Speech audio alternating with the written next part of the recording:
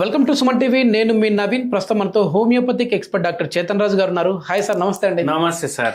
Sir, పల్లెటూళ్ళలో పెద్దవాళ్ళని చూస్తే మనము అంటే ఒక 75-80 ఏళ్ళు ఉన్న వాళ్ళని చూస్తే అసలు నడిచేటప్పుడు ఎక్కడే కూడా అబ్బా కాళ్ళ నొప్పులు అనే మాట రాదు. ఏంటంటే ఏదో ఉంటే ఒకవేళ ఆ సపోర్ట్ కోసం ఏదన్నా ఒక స్టిక్ పట్టుకుంటారు. కానీ ఇప్పుడు జనరేషన్ చూస్తూ ఉంటే సార్ 20-25 ఏళ్ళకే అమ్మ అంత దూరం నేను నడచలేను, నా వల్ల కాదు, మోకాళ్ళ నొప్పులు ఉన్నాయంటారు. సో ఏంటంటే ఈ జనరేషన్కి మొత్తం మనం చూసుకుంటే లైఫ్ స్పాన్ అనేది తగ్గిపోయి రోగాలు అనేవి పెరిగిపోతూ ఉన్నాయి. సో ఈ మోకాళ్ళ నొప్పులు మెయిన్గా చిన్న ఏజ్లోనే రావడానికి రీజన్ ఏంటి? అదేవిధంగా బోన్ స్ట్రెంగ్త్ పెరగడం కోసం హోమియోపతిలో ఎట్లాంటి మెడిసిన్స్ ఉన్నాయి? ఒక పేషెంట్ వచ్చారు మన దగ్గర మోకాళ్ళ నొప్పుల ప్రాబ్లం తోటి. ఏజ్ ఏమో 52 ఏండ్లు. ఓకే. Female patient ఉండేవాయి.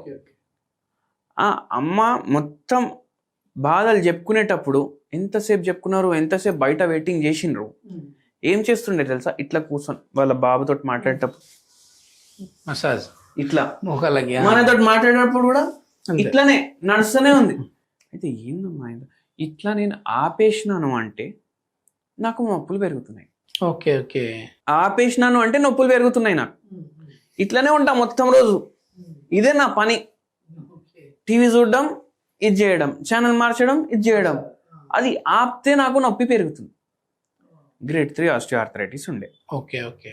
అయితే వీళ్ళు 5 ఉంటారంట ఇంట్లో. 5 ఇంట్లో ఉంటే వాళ్ళ ఇల్లు మొత్తం ఎక్స్పెన్సెస్ నెలకు ఎంత ఉండాలి?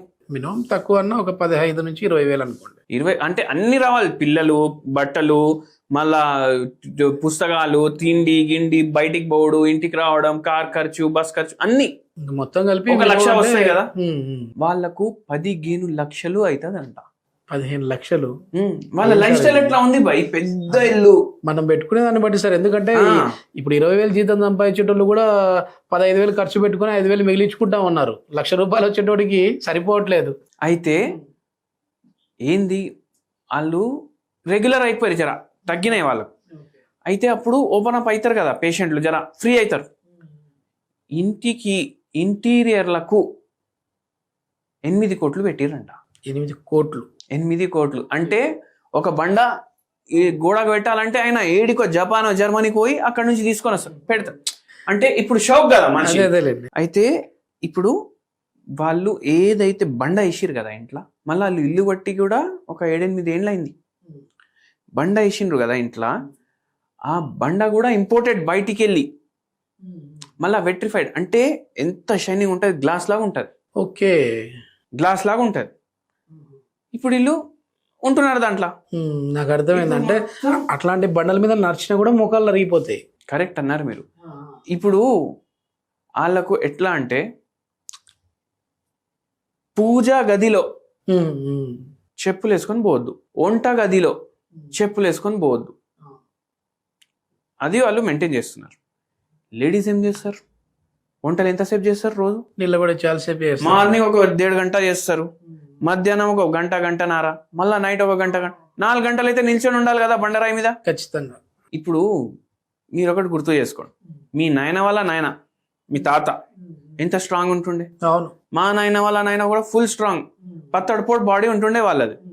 ఊరికాడ అన్ని పనులు చేసుకుంటా, ఎంత సౌకారు ఉన్నా, ఎంత గరీబుడు, సేమ్ లైఫ్ స్టైల్ ఉంటుండే వాళ్ళది. ఇప్పుడు ఇంటికాడ లోపట బండరాయి ఉంటుండే, ఈ టైల్స్ అయితే ఉండకపోతుండే కదా. అవును. మళ్ళా ఇప్పుడు ఈ టైల్స్ ఉంటాయి ఇంటికాడ అందరు. ఆ టైల్స్ అంటే అంత మీరు ఎంత ఎదిగితే, ఎంత డబ్బు ఖర్చు పెట్టి ఏదైనా లగ్జరీ అలవాటు మనం చేసుకుంటే మనకు అంత రోగాలు వస్తాయి. ఇప్పుడు ఈ బండరాయిలు ఊర్లో ఉంటాయి, వాళ్ళకి మోకాళ్ళ నొప్పులు తక్కువ ఉంటాయి. మీకు గమనించండి. నిజమే. ఎందుకు? మనం దాని మీద నిల్చున్నా నడుస్తున్నా మనకు ఫిజియోథెరపీ అవుతుంది. మనకు ఆర్చెస్ ఉంటాయి మన ఫీట్లా, అంటే పాయింట్లు ఉంటాయి. Acupuncture points. అక్యుపంక్చర్ పాయింట్లు కాదు, మన బాడీ డిజైనింగ్ ప్రకారం పాయింట్లు ఉంటాయి. ఆ పాయింట్లు ఏం చేస్తాయి? ఏ కాడ ఎంత వెయిట్ పడాలి. Okay okay. దేవుడు అట్లా డిజైన్ చేసింది మన బాడీని. దేవుడు అట్లా డిజైన్ చేసింది మన బాడీని. మనం ఏం చేస్తాం? ఇట్లా పాలిష్ బండలు వేసుకొని టైల్స్ అనే దానికి పేరు పెట్టి, వెట్రిఫైడ్ అని పేరు పెట్టి, అవి టెంపరేచర్ కూడా దాన్ని చక్కగా ఉండదు. ఇప్పుడు మన బండరాయి ఉంది అనుకోండి, ఉమ్, ఉమ్. అట్మాస్ఫియర్ టెంపరేచర్ ఎట్లుంది ఆ బండరాయి టెంపరేచర్ కూడా జర సిమిలర్ ఉంటుంది, అనివేర్ ఉంటుంది దాని సర్ఫేస్ కూడా. ఇక్కడ చలికాలంలో మరీ చల్లగా అయిపోతాయి, వేడి కాలంలో ఇంకా వేడిగా అయిపోతాయి ఈ వేరేవి కొత్తవి. అయితే దానివల్ల కూడా మన వెయిట్ డిస్ట్రిబ్యూషన్ ఎట్లయితే ఉండాలి పాదాలకు అది చేంజ్ అయిపోతుంది. దాంతో పాదాల్లో స్వెల్లింగ్, మోకాల్లో నొప్పి, ఈ ఉంటాయి కదా హిప్ జాయింట్స్, ఈ చిప్పలు పాడవడం ఇట్లా అవుతుంది. సో ఈ పేషెంట్లో కూడా అట్లా అయింది. ఇప్పుడు మనం ఇప్పుడు చూడండి చిన్న పల్లెటూరు అనుకోండి, అక్కడ మోకాలు నొప్పి పేషెంట్లు తక్కువ ఉంటారు. ఎందుకంటే వాళ్ళకి సాధనాలే ఉండవు కదా, ఒక్క కాడికి ఇంటికి కాడికి పోవాలంటే వాకింగ్ పోతారు వాళ్ళు 1.5 కిలోమీటర్ 2 కిలోమీటర్స్. మనలాగా యాక్ట్ వేసుకొని బర్రని వెళ్ళిపోరు వాళ్ళు, అవునా కదా. అయితే షుగర్ పేషెంట్లు తక్కువ ఉంటారు, మోకాలు నొప్పి పేషెంట్లు తక్కువ ఉంటారు. అందుకే డాక్టర్లు అందరూ సిటీకి వచ్చి పెడతా ఉంటారు హాస్పిటల్స్. అయితే ఇప్పుడు మళ్ళా పల్లెటూరు నుంచి చిన్న టౌన్కి వెళ్ళండి, జర చిన్న చిన్న ప్రాబ్లంలు పెరుగుతాయి, అవునా కదా. ఇంకా పెద్ద సిటీకి రండి, మోకాలు నొప్పి, షుగర్ వ్యాధి, బీపీ వ్యాధి, ఈ పేషెంట్లు పెరుగుతారు. సిటీలోకి వెళ్ళి డెవలప్డ్ సిటీ టోక్యో లేదంటే New York, New Jersey full developed, and గోక్కోవడానికి కూడా ఒక మషిన్ ఉంటుంది. సో అప్పుడు ఏమైపోతాయి, ఇంకా రోగాలు పెరుగుతాయి, క్యాన్సర్ వ్యాధులు, ఆటో ఇమ్యూన్ ప్రాబ్లంలు, ఇవన్నీ. ఎంత డెవలప్మెంట్ అవుతున్నాం మనం, మన శరీరానికి అంత హాని చేస్తున్నాం, సింప్లిసిటీ మనం లీడ్ చేస్తలేం. మళ్ళా ఈ టైల్స్ ఉన్నాయి అంటే మళ్ళీ యాక్యుప్రెషర్ చెప్పులు వేసుకుంటాం. మనకు ఫ్రీలా బండరాయి మీద యాక్యుప్రెషర్ అవుతుండే కదా, మట్టిలో నడిస్తే యాక్యుప్రెషర్ అవుతుంది కదా, మళ్ళీ చెప్పులు ఎందుకు మనకు, అవునా కదా. సో అట్లా చెప్పులతోటి ప్రాబ్లం అవుతుంది. మళ్ళీ ఇంకోటి హై హీల్స్ వేసుకుంటారు కొన్ని లేడీస్. అవును, ఏందండి ఎందుకు అయ్యమ్మ ఆయన జర పొడుగుంటారు, మళ్ళీ ఫోటో తీస్తే మనకు కరెక్ట్గా రావాలి కదా ఫ్రేమ్ అనేసి అంటారు. దానికోసం హై హీల్స్ వేసుకుంటారు. దాంతో నరాల బలహీనత, నడుము నొప్పి ప్రాబ్లం, మోకాల నొప్పులు, పాదాల కింద తిమ్మిర్లు, మంటలు, ఇవన్నీ దానివల్ల వస్తాయి. Okay okay. సో లైఫ్ని మాడిఫై మనం మన హెల్త్ కోసం చేసుకోవాలి, కానీ మన బాడీ మాడిఫికేషన్ లైఫ్ థ్రెటనింగ్ అవ్వద్దు. అట్లా మళ్ళీ ఈ పేషెంట్కి మనం ఏం చెప్పినాము, మీ ఇష్టం అమ్మా ఇట్లా ఉంటుంది, ఇట్లా మీరు ఇంత తయారు చేసుకున్నారు కదా ఇట్లా ఉంటుంది, మనం మందులు అయితే ఇవ్వడం స్టార్ట్ చేస్తాం. తగ్గడం స్టార్ట్ అయింది.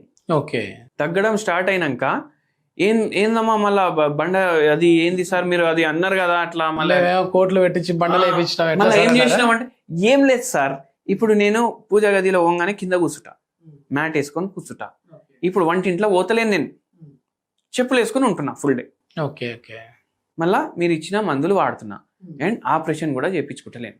మీ మందులతోటి నాకు మంచిగా తగ్గింది, ఆపరేషన్ కూడా చేయించుకుంటా. వాళ్ళకి ఒకటి చెప్తా సార్, మన దగ్గర ఒక వారం తర్వాత ఆపరేషన్ చేసుకుందామని అనుకునేటోళ్ళకు కూడా నొప్పులు తగ్గినాయి. కానీ నేను ఒకటి చెప్తా, మనము ఎంఆర్ఐ కానీ ఎక్స్రే కానీ సిటీ కానీ ఎప్పుడు చేపిస్తాం, మనకి డిసీజ్ ముదిరింది అని తెలిసినప్పుడు, డాక్టర్లు రెఫర్ చేసినప్పుడు ఎప్పుడు రెఫర్ చేస్తారు. మనకు పరేషాని దానివల్ల వస్తుందంటే మనం డాక్టర్ దగ్గర పోతాం. డాక్టర్ దగ్గర పోయి ఇది ఉంది అయ్యా పరేషాని అంటే నా ఎక్స్రే చేపిస్తే మనకు తెలుస్తుంది. అంతలో ఇంత అరిగిపోయింది. చాలా మందికి రోగం ఉంటది, వాళ్ళకు సిమ్టమ్లు ఉండవు. Okay okay, asymptomatic. అది ఎందుకు ఉంటది, 21 తర్వాత మన బాడీ చచ్చిపోవడం స్టార్ట్ అవుతుంది. ఓకే, 80 ఏండ్లకు మనం చచ్చిపోయినా ఆ ప్రాసెస్ ఏమో 21 ఏండ్లకు స్టార్ట్ అవుతుంది. Okay okay. మెల్లమెల్ల సంపుకుంటా బాడీ ఒక పూర్తిగా మన ఆత్మ వెళ్ళిపోతుంది బాడీలోకి వెళ్ళి. సో ఈ ఎక్స్రేలు ఎంఆర్ఐలు ప్రతి పేషెంట్కి ప్రతి మనిషికి చేపించినాం అనుకోండి, కొందరికి నడుములో ప్రాబ్లం, కొందరికి మెడలో ప్రాబ్లం, కొందరికి మోకాల్లో ప్రాబ్లం, కొందరికి పాదాల కింద ప్రాబ్లం, ఏదో వస్తూనే ఉంటది. కోవిడ్ టైంలో టెస్ట్ చేస్తే అందరికి బయటపడతా ఉన్నట్టు, అందరికి బయటపడ్డా. ఇప్పుడు అందరికి కోవిడ్ ఉండే కానీ అందరికి సిమ్టమ్లు లేకుండే కదా, అట్లనే. సో మనం మెయిన్ సిమ్టమ్స్ ఫస్ట్ తగ్గించేయాలి. మళ్ళా ఒక 10 మందికి, ఇప్పుడు 52 ఏళ్ళు ఈ పేషెంట్ ఏజ్, 52 ఏజ్ వయసు వాళ్ళు 10 మందికి మనం టెస్ట్ చేపిస్తే యావరేజ్గా వాళ్ళ మోకాలు ఎట్లున్నాయి, అట్లా మోకాలు అయిపోతే కూడా చాలు కదా, చాలు, కథం తగ్గిపోయినట్టే కదా. ఓకే, హోమ్ రెమెడీ ఏంటి సార్ మా వాళ్ళకి? హోమ్ రెమెడీ, అచ్చా ఈ పేషెంట్కి కూడా ఒక హోమ్ రెమెడీ చెప్పినాను నేను, అయితే మీ అందరికీ కూడా చెప్తాను నేను. ఏంటంటే ఒక చాయ్ దొరుకుతుంది, ఆ చాయ్ పేరు white tea. White tea, white tea అంటే ఏంటంటే మన టీ లీవ్స్ ఉంటాయి కదా, దాంట్లోనే ఒక రకం. ఓకే, దీంట్లో యాంటీ ఆక్సిడెంట్లు ఫుల్ ఉంటాయి. యాంటీ ఇన్ఫ్లమేటరీ ప్రాపర్టీలు కూడా ఉంటాయి. ఓకే. ఇది మీరు తెప్పించుకోండి. మీ white tea order online home delivery అంటే వస్తాయి. చాయ్ రేటే ఉంటుంది మీకు. Okay okay. కొంచెం మీకు ఒక 20 రూపాయలు 30 రూపాయలు ఎక్కువ ఉంటుండొచ్చు గంతే. గ్రీన్ టీ ఉంటుంది కదా, గ్రీన్ టీలో హెల్త్ బెనిఫిట్స్ ఉంటాయి కదా, దాంట్లో ఎన్నో తరాలు ఎక్కువ హెల్త్ బెనిఫిట్ దీంట్లో ఉంటుంది వైట్ టీలో. Okay okay. Anti inflammatory properties, analgesic properties ఉంటాయి. అండ్ వీటితోటి మోకాల నొప్పుల్లో జర రిలీఫ్ ఉంటుంది, మీకు రిలీఫ్ మాత్రం ఉంటుంది. అయితే ఇప్పుడు గ్రీన్ టీ ప్రిపరేషన్ ఎట్లా చేసుకుంటారు? నార్మల్గా మీరు డికాక్షన్ తయారు చేసుకుంటారు కదా, గట్లనే తయారు చేసుకోవాలి. తయారు చేసేటప్పుడు ఇంత పసుపు కొమ్మ దాంట్లో దంచేసి వేసేయాలి, అది white tea. Okay okay. White tea మామూలుగా కూడా తాగొచ్చు మీరు, కానీ వైట్ టీ తయారు చేసుకునేటప్పుడు మీరు జర పసుపు కొమ్మ వేయండి దాంట్లో. యాంటీసెప్టిక్, యాంటీబయాటిక్, మళ్ళా ఎనర్జెసిక్, సో ఎన్హాన్స్ అయిపోతుంది. అది తాగి మీరు వచ్చి కమెంట్ చేయండి వారం తర్వాత ఎట్లా. నిజంగా చాలా మంచి ఇన్ఫర్మేషన్ సార్. ఏంటంటే మన లైఫ్ స్టైల్ అనేది ఏదో మనం టెక్నాలజీ వెనకాల పరిగెడుతూ మనం ఇంకా కొంచెం అభివృద్ధి పరంగా ముందుకు వెళ్తా ఉన్నాం అనుకుంటాం, కానీ బాడీని మాత్రం తగ్గించేసేస్తా ఉన్నాం, దాని పనితీరుని తగ్గించేసేస్తా ఉన్నాం, కాబట్టి ఈ రోగాలన్నీ వస్తూ ఉన్నాయి. ఎస్, థ్యాంక్ యూ అండి. Thank you.